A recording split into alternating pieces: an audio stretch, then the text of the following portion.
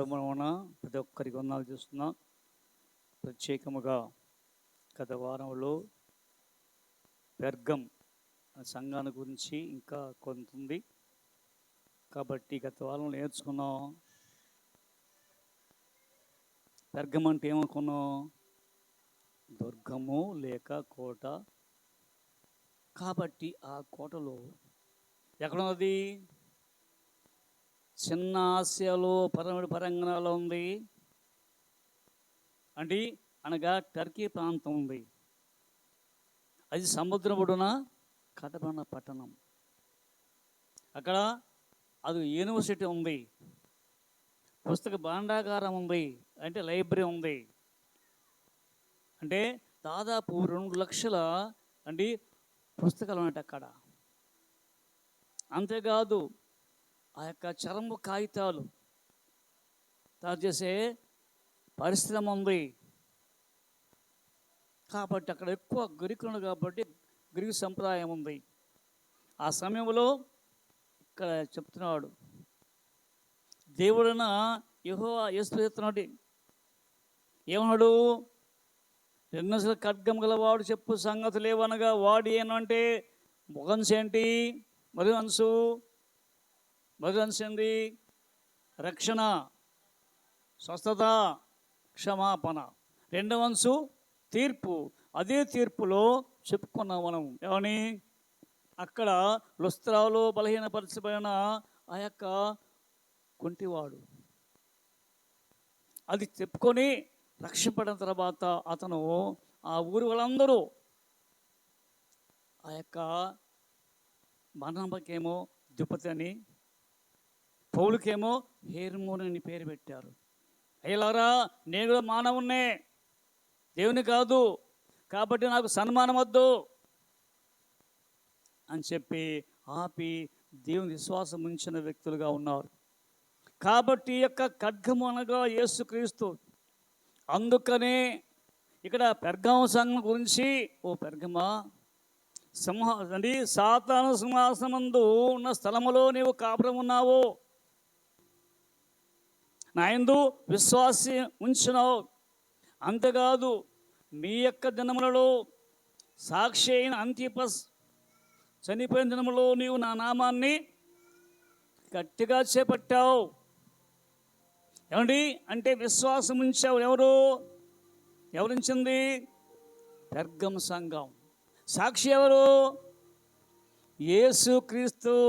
1వ అధ్యాయం ప్రయాణ 1:5 నమ్మకమైన సాక్షియు అంటే మృతుల నుండి ఆది సంభవం లేబడిన క్రీస్తు. ఆయన భూపతికి అధిపతియు. కాబట్టి అలా ఆయన ఎవరంటే యేసు ప్రభు. అందరూ సాక్షి ఎవరు అనుకున్నాను? ఇంకా అదిగో ఓదగా అది బలిపీఠం క్రింద అనేక మంది ఎవరు? ఆత్మ. అంటే ఎవరంటే దేవుని కొరకు అసాక్షిణ మనుషులు.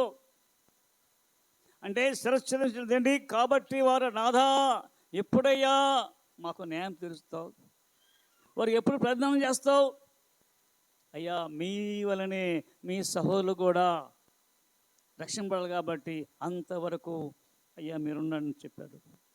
అయితే ఇక్కడ అంత్యపసిన వాడు చనిపోయిన కానీ శ్వాస ఉంచావు, కానీ నేనేమే తప్పడం వస్తున్నా. ఏంటా తప్పు? అదిగో విగ్రహం బలించడాన్ని తినటయో జర్దం చేయటయో మీరున్నారు. కాబట్టి ఏంటి విగ్రహాలు? విగ్రహాలు బలిచేది ఏంటి? ఏమనుకున్నాం? విగ్రహం బలిచేది ఏంటి? ఎవరికి? దేవునికా? చూడండి ఒకసారి 1 కొరింథీ 10:20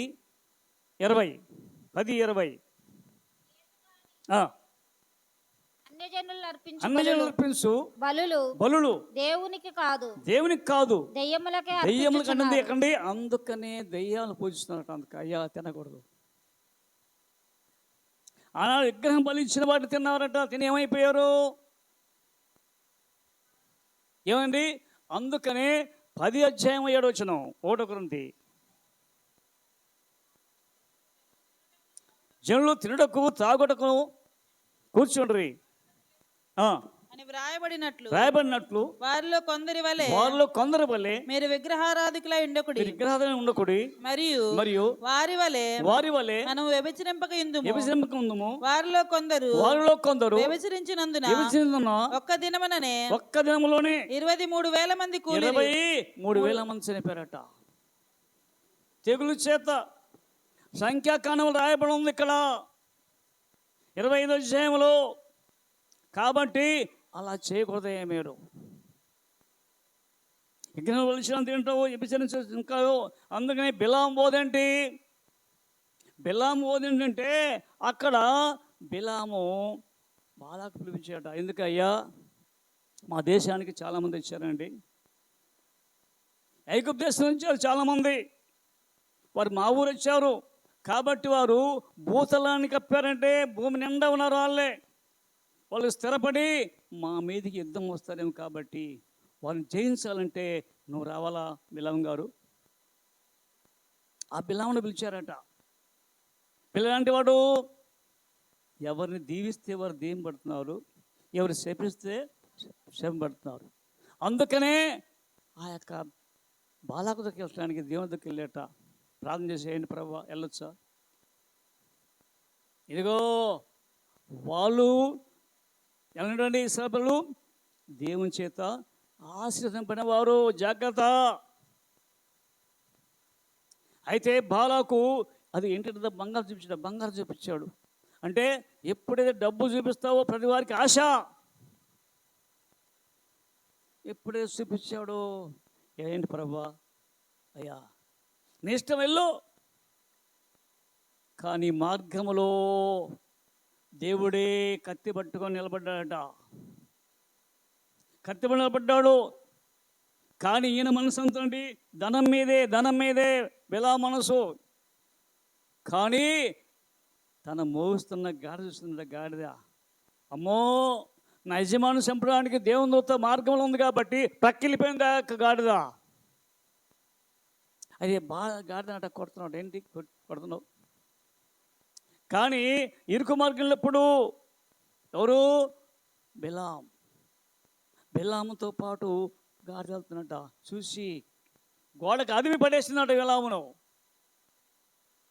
అయితే ఆ బిలాము ఎప్పుడైతే ఆ యొక్క పడిపోయాడో తీసుకొచ్చి కర్ర కొట్టాడో చనిపోయింది.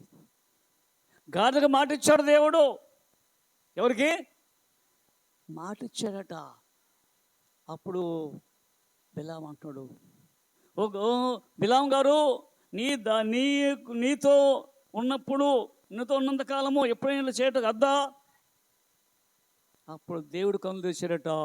అదిగో కత్తి పట్టుకున్న దూతను చూశాడు. అయ్యా నేను పాపిని, నిన్ను చూడలేదు. ఎందుకంటే తన మనసు ఉంది దాని మీద కాబట్టి. అందుకనే బిలాము బోధ. చూమా ప్రకటన గ్రంథం 2వ అధ్యాయము 16వ వచనం. కావున మారుమనసు పొందుము లీడల నేను నీ యొద్దకు త్వరగా వచ్చి.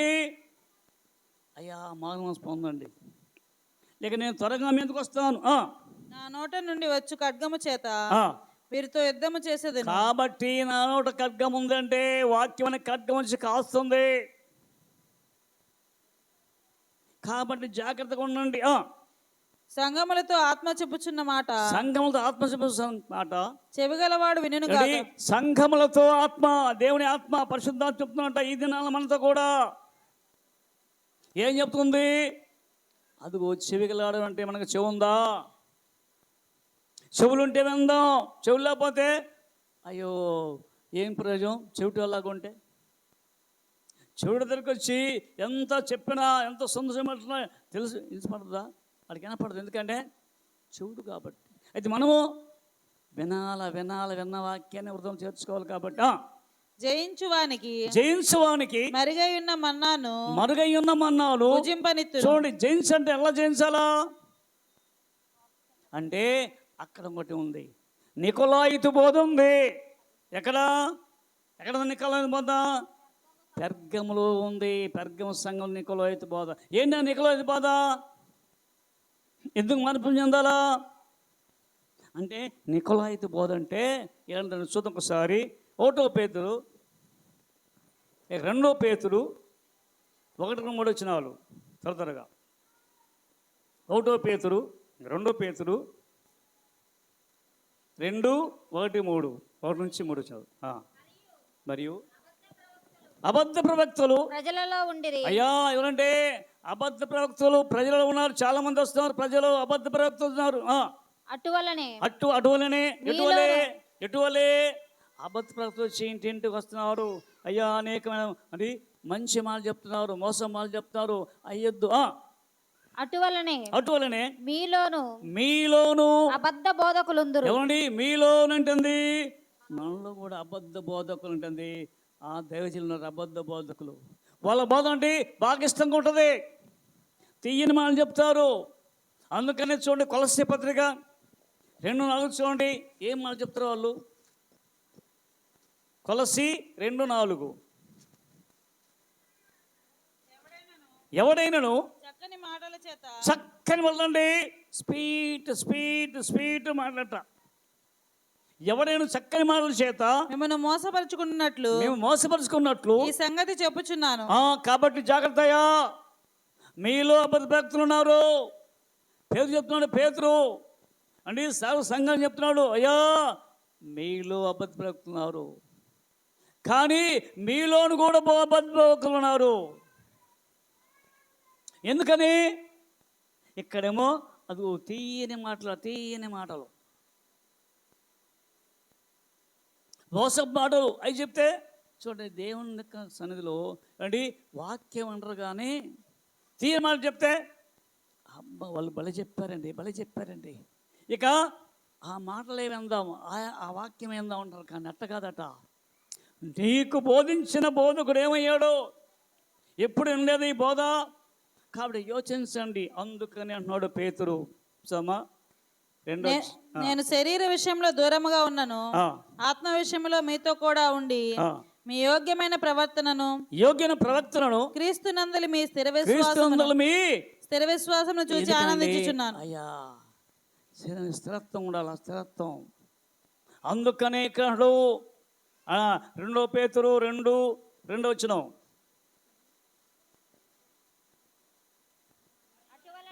అటువలే మీలో కూడా అబద్ధ బోధకులుందురు. వీరు తమ్మును కొనిన ప్రభువును కూడా చూడండి, తమ్ము కొనిటంది నిన్ను కొన్నాడు, స్వర్గం కొన్నాడంటే ఎవరు? ఇల్లు విశ్వాసులే. తమ్ము కొనిన నాదుని, నాదుడు అంటే భర్త మనకు ఎవరు? ప్రభువును కూడా. అంటే ఇక్కడ యేసుక్రీస్తుట మనం నమ్ముకున్నాము, మనల్ని కొన్నాడు అంటే స్వర్గం ఇచ్చి అంటే మనలో ఉన్న దురాత్మను తీసివేసి పరిశుద్ధాత్మనిచ్చి తన విలువ రక్తంతో కొంటే, అలాంటి నాదుని ప్రభువును కూడా విసర్జించుచు అంటే ఎవరిని? నిన్ను కొన్నాడు, నిన్ను స్వార్థించుకోవాలంటే ఎలాంటి నాకు వద్దయ్యా, నాకు ఈ వద్దు, ఈ లోకం కావాలా, అందుకని మాకొద్దు. ప్రభువును కూడా విసర్జించుచు తమకు తామే శీఘ్రముగా నాశనము కలుగజేసుకొనుచు. ఎవరికి నాశనం అంటే ఇప్పుడు తెలియదు, బాగానే ఉంటాం, చివరికండి ఒక్కరు టక్కుమంటాం తెలియదు. నాశనము కలుగజేసుకొనుచు నాశనకరమగు భిన్నాభిప్రాయములను అంటే వ్యతిరేకం భిన్నాభిప్రాయం అంట. శీఘ్రముగా రహస్యముగా బోధించుదురు.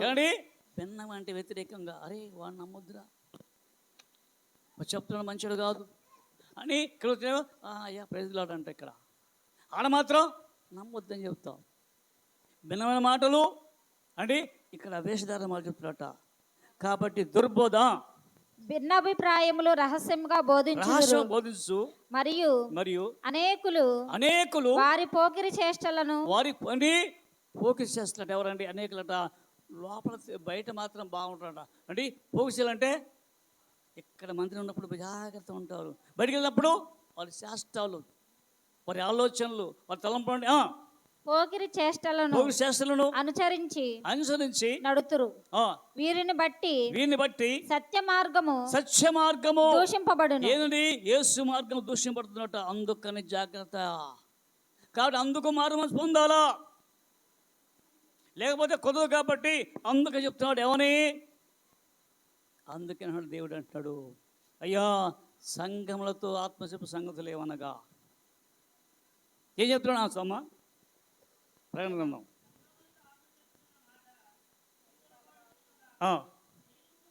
జయించువానికి ఏంటి జయించేది? జయించువానికి మరుగయ్యున్న మన్నా. అసలు మన్నా అంటే ఏంటి? మన్నా మరుగంటుంది, సీక్రెట్ ఉందట. ఆనాడు ఐగుప్తు యొక్క ప్రజలు అంటే ఐగుప్తు ప్రజలట, అదిగో ఐగుప్తు నుంచి బయటకు వస్తే ఇశ్రాయేలు ప్రజలట యసం దాటారు. వారికి ఏం లేండి, అదిగో ఆహారం లేదు, నీళ్లు లేవు.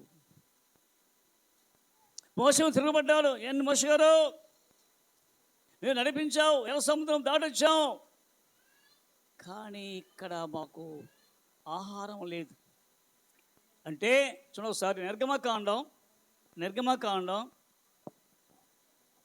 16వ అధ్యాయము 16వ వచనం, 16 మోషే తినుటకు మీకు ఇచ్చిన ఆహారము. అయ్యా ఓ మోషే అంటున్నాడు, ఓ ఇశ్రాయేలురా, ఇదిగో మీరు అడుగుతారు కదా మాకు ఆహారం ఏదని, ఇదిగో మీరు తినుటకు మీకు ఇచ్చిన ఆహారము యెహోవా ఆజ్ఞాపించినది ఏమనగా. అయ్యా యెహోవా మీకు ఇచ్చిన ఆహారము ఆజ్ఞ ప్రతివాడును తన వారి భోజనమునకు ప్రతివాడు తన కుటుంబంలోని తలకు. అయ్యా ప్రతివాడు అట్లా తన కుటుంబం అంటే ప్రతివారు కోరుకోండు కదా. కాబట్టి ఇదిగో ప్రతివారు తీసుకోవాలా, తన కుటుంబంలోని తలకు ఒక్కొక్క ఓమేరు చొప్పున దాన్ని కూర్చుకొనవలెను. అయ్యా కూర్చుకోండి. ఎందుకని ఇదిగో అక్కడ పూరీళ్ళ పట్లంట, మంచు పడినట ఆ యొక్క పక్షులు. అందుకని చూడండి, అదే 16:31 వచ్చినాం. ఇశ్రాయేలు దానికి మన్నా అని పేరు పెట్టి ఏంటి మన్నా. మరి ఇప్పుడు మన్నా ఎవరు ఇప్పుడు? ఒకసారి యోహాను సువార్త 6వ అధ్యాయం 47 నుంచి 50 వరకు, 47, 50. 6వ అధ్యాయం యోహాను సువార్త. విశ్వసించువాడే నిత్య జీవము గలవాడు. నమ్మేవాడంట. నమ్ముతున్నావా అంటే విశ్వసించువాడే నిత్యం గలవాడు. జీవాహారము నేనే. జీవాహారం అంటే ఇక్కడ ఎవరున్నాడు? యేసుప్రభుడు. అయ్యా ఆ రోజు మీరు మన్నా తిన్నారు, కానీ ఇలాగండి ఇదిగో నేను నిజమైన ఆహారము. ఆనాడు తిన్నారు మీ పితరులు అండి, అది ఆకాశం ఇచ్చిన మన్నే, నేను పరమది వచ్చిన వాడినే. కాబట్టి ఇదిగో మీకు ఇస్తున్న ఈ ఆహారం. ఎవరండి నమ్ముతావా? నమ్మిన వారికి మరి జీవాహారము నేనే. మీ పితరులు అరణ్యంలో మన్నాను తినను చనిపోయారు. దీన్ని తినువాడు చావకుండానట్లు.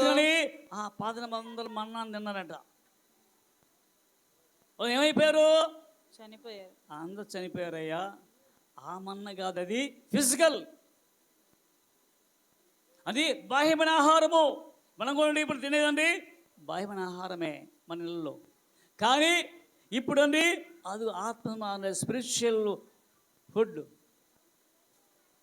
అదేమో మన్నా తిన్నారు, మీ పిల్లలు చనిపోయారండి. యేసు ప్రభు చెప్పిన ప్రసంగం ఇది.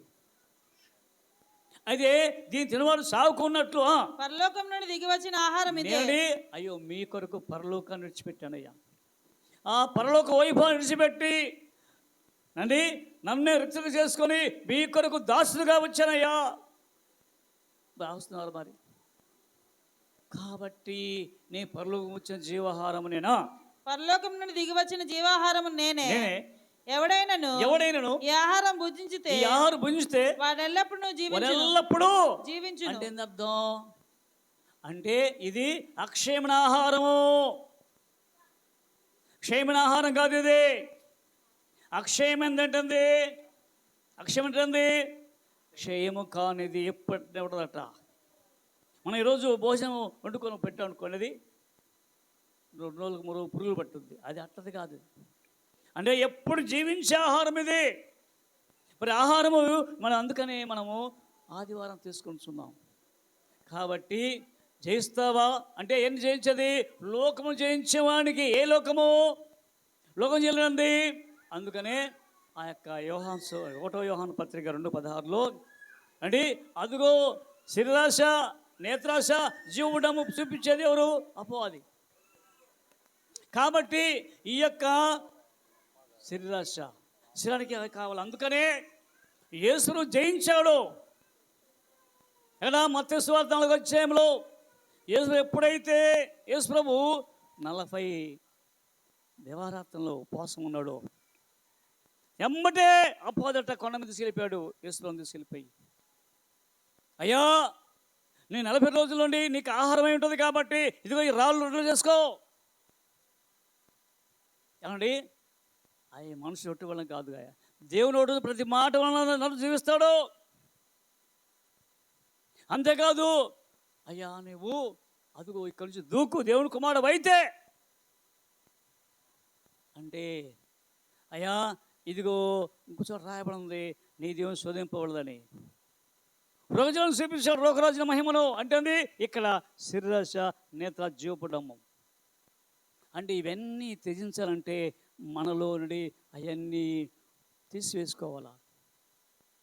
అది ఎట్లండి అండి? మరి వస్త్రాలు వద్దా, భోజనం వద్దా, నీళ్ళు వద్దా, ఇల్లు వద్దా అంటే ఇవి ఉండే. కానీ అంటే అంత ప్రాధాన్యత ప్రభువే వాక్యము.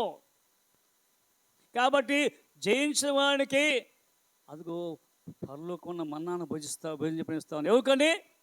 ఆ మన్న ఎవరండి? యేసుక్రీస్తుని భుజిస్తావా? ఇది మార్పు చెందిన తర్వాత, నికలోయితో పాటు వదిలిపెట్టిన తర్వాత మార్పు చెందితే ఆ మాసం అంటే జయించాలట. ఏం జయించేది? చూడ 1వ యోహాను పత్రిక 5వ అధ్యాయం 4వ వచనం. ఎవరు జయించేది చూద్దాం. దేవుని మూలముగా పుట్టినవాడు లోకమును జయించుదురు. ఏంటి? ఎవడైతే దేవుని పుట్టావా, నీకోని పుట్టాడు, రిబార్న్ అగైన్. మరి నువ్వు అందముందనే ఏదో మామూలుగా కూర్చొని వెళ్ళిపోయాడ నికోదేము.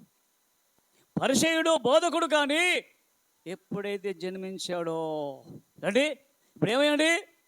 దేవుని కుమారుడుగా ఉండిపోయాడు. కాబట్టి అలాంటి వాడు భోజిస్తాడు. అలాంటి వాడు దేవురాజ్య హక్కుదారుడు. కాబట్టి అందుకని జయించాలంటే దేవుని యొక్క నామమును పుట్టిన ప్రతి వాడు జయకం చేస్తాడు. అందే ఏంటిది? మన జయం అంటే విశ్వాసమే.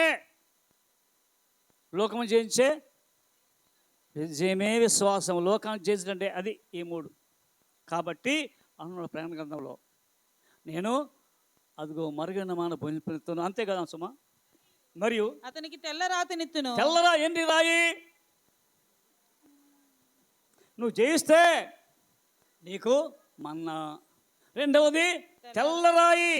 ఏందా రాయి? ఆ రాయి ఎవరండి? ఆ రాయే యేసు ప్రభు, పరిశోధింపని రాయి.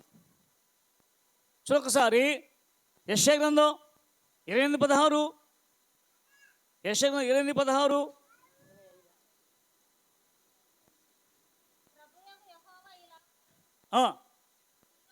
సియోనులో పునాదిగా రాతిని వేసిన వాడు. అయ్యా రాయి నేనేనయ్యా రాయి. ఎక్కడ?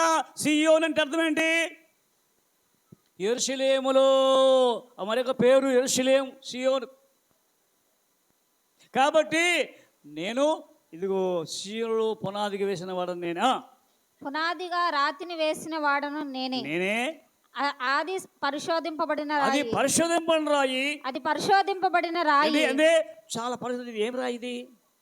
ఇది ఏనండి? అదిగో రాళ్ళ కోసం బయలుదేరిపోయాడు. అయ్యా అక్కడ ముత్యాలు దొరుకుతున్నాయి, వజ్రాలు దొరుకుతున్నాయి. చాలామంది పొలంలో వెళ్తున్నారు. కానీ అంత దొరకదు.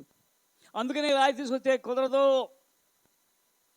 అందుకనే చాలామంది మోసం చేస్తున్నారండి. అమ్మ బంగారం చూపిస్తున్నారు. చూపించి బంగారం తర్వాత ఆ కంపెనీలు తీస్తే పనికిరాదు పరి అంటాడు. అందుకే ప్రాక్టికల్గా అండి ఆ యొక్క మా డ్యూట్లో ఒక ఆమె ఉంది అండి. ఆమె కొని ఎవరు చూపెట్లా. ముందు చూపించాడు, కొద్దిగా ఇచ్చాడు, బంగారమే చూడండి. అయితే చివరికి చాలా బంగారం కొంది పాప, 4 కాసులేమో. చివరికి చూస్తే ఉంది అమ్మో డబ్బులు పోగొట్టుకుంది. కారణం ఏంటి? అది పరిశోధింపని రాయి అంటే యేసు ప్రభువే రాయి, ఆయన క్రీస్తు. కాబట్టి తెల్లరాతి తెస్తా కావాలా, తెల్లరాయి. అంతేకాదు ఆ రాతి మీద చెక్కబడిన ఒక క్రొత్త పేరు, చెక్కబడిన ఒక కొత్త పేరు. ఎక్కడా? ఆ రాయి మీద అంటే యేసుక్రీస్తు హృదయంలో రాయబడ్డాల చక్కటి కొత్త పేరు. కొత్త పేరు ఎట్లా వస్తుంది? నీ పేరు మార్పు చెందుతారా అండి? యాకోబుకు ఇంకో పేరు వచ్చిందండి, కొత్త పేరు. ఇజ్రాయేల్ దేవునితో పోరాడగలిచావు కాబట్టి కొత్త పేరు వచ్చింది. ఇక నీ పేరు యాకోబు అనబడదు. ఏమనండి చూడొకసారి ఆదికాండం 28 అధ్యాయం చూడండి. 28 వచ్చిన త్వరగా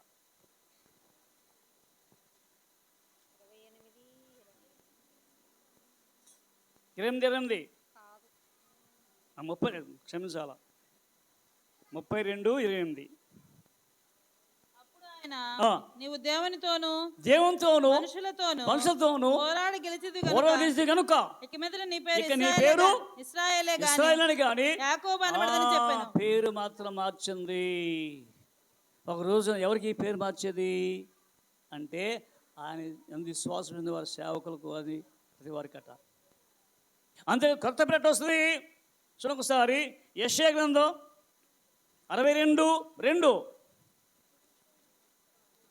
జనములు నీ నీతి కనుగొనును, రాజులందరూ నీ మహిమను చూచెదరు. యెహోవా నియమింపబోవు క్రొత్త పేరు నీకు పెట్టబడును. యెహోవా నియమింపబోవు క్రొత్త పేరు. నియమింపంటే ఎందుకో ఈ పేరు ఇవయ్యా నియమించంటే ఇక్కడ నుంచి ఇతను కొత్త పేరు. ఈ పేరు కాదండు, నియమైన కొత్త పేరు నీకు పెట్టబడును. నీవు యెహోవా చేతిలో భూషణ కిరీటము చదువుండి. భూషణ కిరీటం అంటే అబ్బో విలువైంది భూషణం, డబ్బు, ట్రెజర్. నీవు దేవుని చేతిలో రాజకీయ మకుటముగాను ఉండు. రాజకీయ మకుటం అంటే కిరీటము భూషణము కిరీటముగాను. నీ దేవుని చేతిలో రాజకీయ మకుటముగాను ఉండదు. విడువబడిన దాన్ని ఇక మీదట నీవు అనబడవు. అంటే ఇవెవరు అండి? మన ఎరుబడినట్టు అంటే అయ్యో భర్త వదిలిపెట్ట, అది కాదట. యేసుక్రీస్తు వదిలిపెట్టిన వారందరూ మళ్ళీ క్రీస్తుకు వస్తే ఎరుబడిన దానిని ఇక మీదట నీవు అనబడవు. పాడైన దని ఇక నీ దేశమును గురించి చెప్పబడదు. హెప్సిబా అని నీకును. ఏమండి ఇక్కడ ఏదంట పేరు? హెప్సిబా అని. అంటే ప్రతివ్రత. కింద చూడండి ఒకసారి. ఇష్టురాలు అంటే ఇక్కడ ఇష్టురాలు. హెప్సిబా అంటే ఇష్టురాలు అంటే నీవు ఇష్టురాలుగా ఉన్నావా అంటే సంఘము అంటే, కానీ స్త్రీ కాదు. అది 12 వచ్చిన అదే అధ్యాయం. పరిశుద్ధ ప్రజలనియు యెహోవా విమోచించిన వారనియు వారికి పేరు పెట్టబడి. ఎవరండి అంటే రక్షింపణ వారు. విమోచన అంటే విడుదలాయ. నేను పాపిని, దుర్మార్గం కాబట్టి అలాంటి పాపములు కడబడిన వారు మాత్రం కొత్త పేరు. అంతేకాదు చూడండి 65 అధ్యాయం యెషయా 15 వచ్చిన 65:15. నేను ఏర్పరచుకున్న వారికి మీ పేరు శాపవచనముగా చేసిపోయేదను. ప్రభువుకి శాస్త్రం అంటే శాపవచనం కాదా? ప్రభువుకి యెహోవా నిన్ను హతము చేయును. ఆయన తన సేవకులకు వేరొక పేరు పెట్టిన. తన సేవకులకు వేరొక పేరు అన్నది. ఈ పేరు ఈ సేవకులు అంటే ఒక రోజు సేవకులు ఉంటా వేరొక పేరు పెడతాం. కాబట్టి ఒక్కసారి యోచించండి. దేవుని ఇష్టాలుగా ఉన్నావా, ఇష్టడుగా ఉన్నావా? ఏమండి హెప్సిబా ఇష్టురాలు, ఆమె పవిత్రత. కాబట్టి కొత్త పేరు రాస్తానయ్యా. ఎవరి మీద? ఆ రాత్రి ఏ రాయేది? పరిశోధింపని రాయి, కానీ విమోచింపని రాయే. అంటే మన కోసం విమోచింపడ్డాడు కాబట్టి ఆ రాయి మీద నీ కొత్త పేరు అంటే అక్కడ స్టోన్, ఆ రాయి మీద రాయాలంట. అందుకనే యెహోషువ పెద్ద రాయి తెప్పించాడు. ఎక్కడ? ఇశ్రాయేలు ప్రజలందరినీ అయ్యా మేము యెహోవానే సేవిస్తాం అన్నప్పుడట ఒక పెద్ద రాయిని తీసుకొచ్చాడు. ఆయన మేము చెప్పే మాటలు రాస్తారట, లిఖించాడు. లిఖించడం అంటే ఇంకా చెరిగిపోవాలి. కాదిమంతా చెరిగిపోతుంది. కానీ అయితే నువ్వు జయిస్తే పరలోకం మన్నా. ఆ మన్న తినడి అదిగో కొత్త రాయి, రాతి మీద కొత్త పేరు మనకే పొందువానికి గాని తప్ప అది మరి ఎవనికి నీ తెలియదు అది ఎవరికి తెలియదు. కాబట్టి తెలియదండి. ఏంటి అది ఎట్లాగా అంటే ఆ కొత్త పేరు వచ్చి ఎలా ఉంటారట చూడండి ఒకసారి. 1 పేతురు 2:9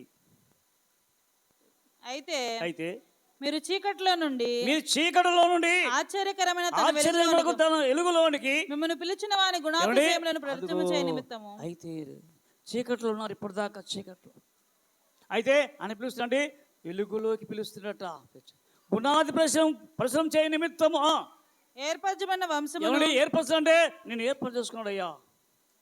ఇదిగో ఆ యొక్క ట్రైబ్స్ అంటే వంశము, ఏర్పరచిన వంశమును రాజు అయినా యాజక సమూహమును. ఎవరంటే మీరండి యాజక సమూహం అంట అంటే అండి యాజకత్వం చేసేవాళ్ళట అండి. అందరూ సేవ సేవ సేవ అంటే ఏ సేవను కానీ అదిగో ఊడ్చే పని కాదు, ఏ పనిని కానీ సేవ చేయటమే, అదే యాజకులు. పరిశుద్ధ జనము గాను రాజులైన యాజక సమూహమును పరిశుద్ధ జనమును దేవునికి సొత్తైన ప్రజలు. పరిశుద్ధ జనము అంటే ఇక్కడ హోలీ పీపుల్, పరిశుద్ధ జనము గాను దేవుని సొత్తు అంటే ఎవరండి? నా సొత్తు అండి. ఎట సొత్తు అయ్యారు? కొన్నాడు విలువ పెట్టి కొన్న కాబట్టి. అంతకుముందు ఆయన సొత్తు కాదు, ఎటకొన్నాడు స్వరక్తమిచ్చి. అందులో 2 కొరింథీ 6:19 చూడొకసారి. 6:19 మనము జీవము గల దేవునికి ఆలమై ఉన్నాము, అందుకు దేవుడు ఇలాగ సెలవిచ్చుచున్నాడు. నేను వారిలో నివసించి సంచరింతును, నేను వారి దేవుడినైందును, వారు నా ప్రజలై ఉందురు. కాబట్టి అయ్యా ఇదిగో ఎలాంటి అదే 1 కొరింథీ 6:19 నీ దేహము దేవులన నీకు అనుగ్రహింపని మీలో ఉన్న పరిశుద్ధాత్మకు ఏంటి పరిశుద్ధాత్మ ఆలయం అంటే ఎవరు? మీరు మీ సొత్తు కాదు, విలువ పెట్టి ఎక్కడంట విలువ పెట్టి కొనబడిన వారంట. ఎవరు?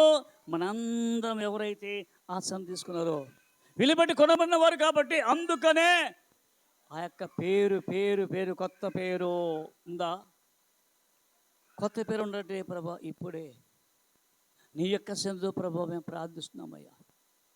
ఒక్కసారిగా అదిగో ఎవరికి కొత్త పేరు పెట్టదంటే చివరిగా చూద్దాం. ఇర్మియా గ్రంథం 33:16 ఆ దినములలో యూదావారు రక్షింపబడుదురు. ఎప్పుడైతే విమోచింపబడిన వారు ఐగుప్తు దేశం అంటే బబులోను సామ్రాజ్యం బయటకు వచ్చినవారట, ఆ దినములలో యూదావారు రక్షింపబడుదురు. యూదావారు అంటే యూదులందరూ రక్షణ. యూదా సామ్రాజ్యం అంటే యూదులు యెరూషలేము వారు ఇద్దరు ఇస్రాయేలు లేరు. ఇస్రాయేలు అశ్షూరుకు అప్పగించారు కాబట్టి ఇక్కడ యెరూషలేము వారు రక్షింపడతారు. యెరూషలేము నివాసులు సురక్షితంగా నివసింతురు. యెహోవాయే మనకు నీతి అని యెరూషలేమునకు పేరు పెట్టబడింది. ఎవరండి యెహోవా నీతి? నీతి అంటే యెహోవాయే నీతి అని అనుకో పేరు పెట్టబడింది. ఎవరికి? ఇశ్రాయేలు వారికి ఏంటి? ఆ యొక్క యెరూషలేము వారికి ఏంటి? యెరూషలేము వారు యూదావారేంటి? రక్షింపడతారు. యెరూషలేము వారికి యోధా అని పేరేంటండి. అదిగో ఏ పేరు? యెహోవాయే మనకు నీతి అని యెరూషలేమునకు పేరు పెట్టబడింది. యెరూషలేము కంటే ఏమండి? యెరూషలేము అంటే నువ్వు యెరూషలేము అయి ఉన్నావా? యోచించండి. యెరూషలేము అంటే విమోచింపబడిన వారి పేరు మాత్రము యెరూషలేము అంటే నిజంగా యెరూషలేము అన్నది. అందుకే ఏడుస్తాడు యెరూషలేము చూసి. యెరూషలేమా అంటే లూకా సువార్త 19:41 ఏడుస్తున్నాడు. ఇక్కడ కారణం అంటే అయ్యా ఓ యెరూషలేమా పాడైపోయావు అని అదిగో మీ గురించి నేను ప్రార్థిస్తున్నా ఏడుస్తున్నాడు. ఈ నీ దినమందైనను సమాన సంబంధ సంగతులు తెలుసుకుంటా నీకెంతో మేలు. ఓ యెరూషలేమా అంటే ఓ సంఘమా ఒక్కసారి యోచించు. ఇదిగో నీకెన్నో మేలు చేసిన కాబట్టి ఇదిగో ఈ సంఘానికి చెప్తున్నాడు. అంతే మన ఉదయమైన సంఘం. నువ్వు ఒక సంఘము, నువ్వు ఒక దేవుని బిడ్డవు కాబట్టి అందుకనే జయించిన వానికి మన్నా, రెండవది తెల్లరాయి, మూడవది కొత్త పేరు. కాబట్టి ఈ మూడు కావాలంటే మార్పు చెంది ప్రభువును ఆహ్వానిద్దాం. తెకొద్ది మాలు దేవునిగా ప్రాణం చేసుకుందాం. కృప కనికరమ పరలోక తండ్రి, మీకున్న ఈ యొక్క 2024 సంవత్సరం ప్రభా, ఇదిగో జూన్ నెల ప్రభా, ఇదిగో తండ్రి 9వ తారీఖు పునరుద్ధాన దినంలో ప్రభా నీ నామాన్ని తండ్రి కీర్తించున్నాం. నీ లేఖనాన్ని ప్రభా ధ్యానించిన ప్రభా, కాబట్టి నీవు మారుమనసు పొందితే ప్రభా, ఇదిగో తండ్రి నీవు ప్రభా మా కొరకు తండ్రి అదిగో మన్నా అనగా జీవాహారం అనగా వాక్యమైన ఆహారం ప్రభా మాకు ఇచ్చావు. అదే రీతిగా ప్రభా ఇదిగో తండ్రి కొత్త రాయి అనగా నీవే పరిశోధింపని ప్రభా, నిష్కలంకమైన రాయి ప్రభా. కాబట్టి ఆ రాయి మీద మా పేరు అంటే ప్రభా కొత్త పేరు ప్రభా, నీకు అనుకూలంగా ఉంటే ప్రభా మాకు జ్ఞాపకం తండ్రి. కాబట్టి మా కొరకు ఇప్పుడు మళ్ళా ఏడుస్తున్నావు ప్రభా, రాను. కాబట్టి ఒకసారి మేము సంసిద్ధులమై ఇప్పుడైనాను ప్రభా మరలా పాత జీవితంలోకి వెళ్ళిన వారు మళ్ళా నవీన జీవన పునరుత్సాహం తెచ్చేయమని కృతజ్ఞాపకం చేసుకోమని క్రీస్తునాం ప్రార్థిస్తున్నాం తండ్రి. ఆమేన్.